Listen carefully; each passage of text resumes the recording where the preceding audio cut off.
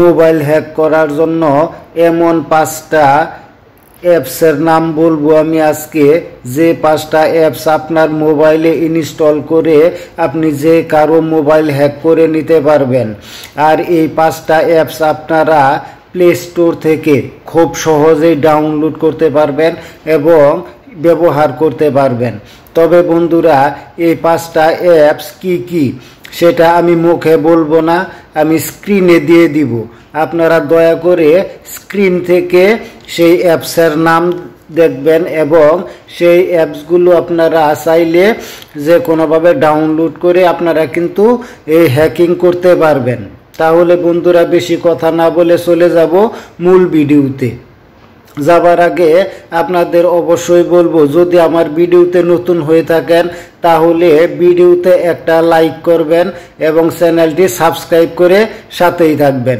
এরকম নতুন নতুন ভিডিও সবার আগে আপনার হাতে পৌঁছে যাবে। তাহলে বন্ধুরা, আর দেরি করব না, চলে যাব মূল ভিডিওতে। ও হ্যাঁ বন্ধু, আপনি হয়তো ভিডিওতে একটা লাইক করতে ভুলে গেছেন। ভিডিওতে একটা লাইক করে পুরো ভিডিওটা কন্টিনিউ করেন। চলে যাচ্ছি মূল ভিডিওতে। নাম্বার 1, স্ক্রিনে দেখে নেন। এই অ্যাপটা আপনারা কিন্তু প্লে স্টোর থেকে একদম ফ্রি আপনার মোবাইল দিয়ে ডাউনলোড করে নিতে পারবেন এবং আপনি চাইলে এই অ্যাপস ব্যবহার করে আপনি হ্যাকিং করতে পারবেন, কোনো সমস্যা হবে না। নাম্বার 2, এটাও কিন্তু আপনি প্লে স্টোরে একদম ফ্রিতে পেয়ে যাবেন। এই অ্যাপসটাও আপনি প্লে স্টোর থেকে ডাউনলোড করে নিতে পারবেন।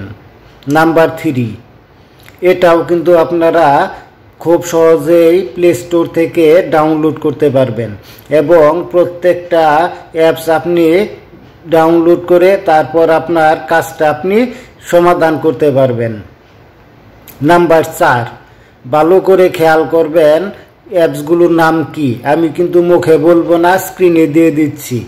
এই অ্যাপসটাও কিন্তু আপনারা একদম ফ্রিতে প্লে স্টোরে পেয়ে যাবেন এবং প্লে স্টোর থেকে ডাউনলোড করে ইনস্টল করার মাধ্যমে আপনি আপনার মোবাইলে ব্যবহার করতে পারবেন, কোনো সমস্যা হবে না। নাম্বার 5, এটা সবচেয়ে শক্তিশালী অ্যাপস। এই অ্যাপস অনেকেই ব্যবহার করে থাকে।